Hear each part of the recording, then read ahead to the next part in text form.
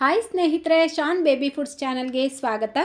ನಾನಿವತ್ತು 8 ತಿಂಗಳ ಪಾಪುವಿಂದ ಹಿಡಿದು ಎಲ್ಲ ವಯಸ್ಸಿನ ಮಕ್ಕಳಿಗೂ ಹೆಲ್ತಿಯಾಗಿ ವೆಯ್ಟ್ ಗೇನ್ ಮಾಡುವಂಥ ಒಂದು ರೆಸಿಪಿನ ತಿಳಿಸ್ಕೊಡ್ತಾ ಇದ್ದೀನಿ.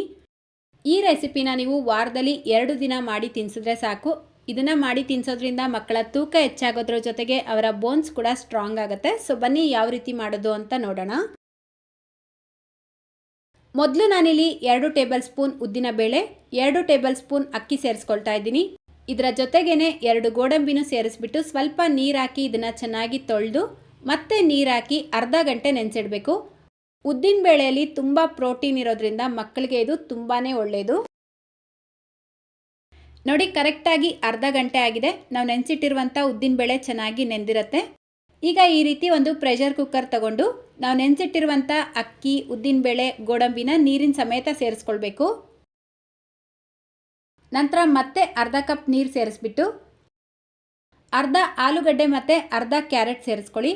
ಆಲೂಗಡ್ಡೆ ಉಪಯೋಗಿಸೋದ್ರಿಂದನೂ ಮಕ್ಕಳ ವೆಯ್ಟ್ ಗೇನ್ ಚೆನ್ನಾಗಾಗತ್ತೆ.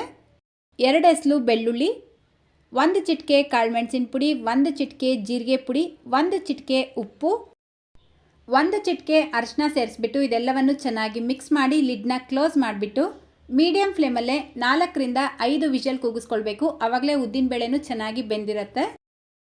ನೋಡಿ, ಕರೆಕ್ಟಾಗಿ 5 ವಿಷಲ್ ಕೂಗಿಸ್ಕೊಂಡು ಕುಕ್ಕರ್ ಪೂರ್ತಿಯಾಗಿ ಪ್ರೆಷರ್ ರಿಲೀಸ್ ಆದಮೇಲೆ ಲಿಡ್ ಓಪನ್ ಮಾಡ್ಕೊಳ್ಳಿ. ನಾವು ಸೇರಿಸಿರುವಂಥ ಉದ್ದಿನಬೇಳೆ, ತರಕಾರಿ ಎಲ್ಲ ನುಣ್ಣಗೆ ಬೆಂದಿರಬೇಕು. ಈಗ ಈ ರೀತಿ ಒಂದು ಮ್ಯಾಶರ್ ತಗೊಂಡು ಇದನ್ನು ಚೆನ್ನಾಗಿ ಮ್ಯಾಶ್ ಮಾಡ್ಕೊಳ್ಬೇಕು.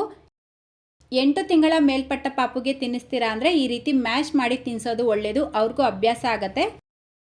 ಮ್ಯಾಶ್ ಮಾಡಿದ್ರೆ ನಿಮ್ಮ ಪಾಪು ತಿನ್ನಲ್ಲ ಅಂದರೆ ಇದು ಪೂರ್ತಿಯಾಗಿ ತಣ್ಣಗಾಗಿದ್ದ ನಂತರ ಒಂದು ಬ್ಲೆಂಡರ್ ಜಾರ್ಗೆ ಹಾಕ್ಬಿಟ್ಟು ನುಣ್ಣಗೆ ಪೇಸ್ಟ್ ಮಾಡಿ ಬೇಕಿದ್ರೂ ತಿನ್ನಿಸ್ಬೋದು. ಅಷ್ಟೇ ಹೆಲ್ತಿಯಾಗಿರುವಂಥ ಉದ್ದಿನಬೇಳೆ ಕಿಚಡಿ ರೆಡಿಯಾಗಿದೆ. ಇದನ್ನು ನೀವು ಸ್ವಲ್ಪ ಬೆಚ್ಚಗಿರಬೇಕಾದ್ರೆ ಮಕ್ಕಳಿಗೆ ತಿನ್ನಿಸ್ಬೋದು. ಬೆಳಗ್ಗೆ ಅಥವಾ ಮಧ್ಯಾಹ್ನ ಟೈಮಲ್ಲಿ ತಿನ್ನಿಸಿ.